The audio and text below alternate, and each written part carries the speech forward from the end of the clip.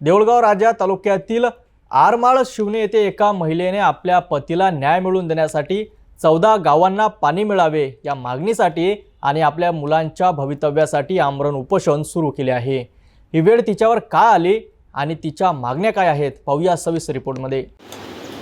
मी स्वाती कैलास नगरे आरमाळ शिवणे।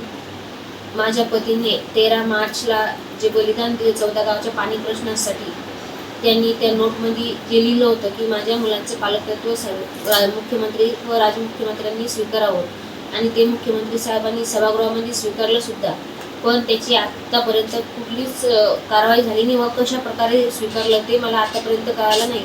मी 9 जुलैला सिंदखेड राजा देऊळगाव राजा तहसीलला निवेदन देऊन त्यांना 12 दिवसाचा टाइम सुद्धा दिला होता की माझ्या मागण्या पूर्ण मागण्या मान्य करा, नाही तर मी उपोषणाचा इशारा दिलेला आहे। आज 21 जुलैपासून मी उपोषण सुद्धा करीत आहे।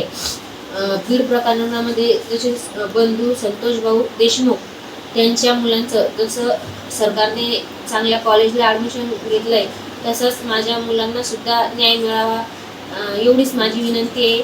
आणि आजपासून माझ्या पूर्ण कुटुंबाची जबाबदारी ही राज्य सरकारची असेल। स्वातीताई नागरे यांच्या या आंदोलनाकडे आता संपूर्ण महाराष्ट्राचे लक्ष लागले आहे।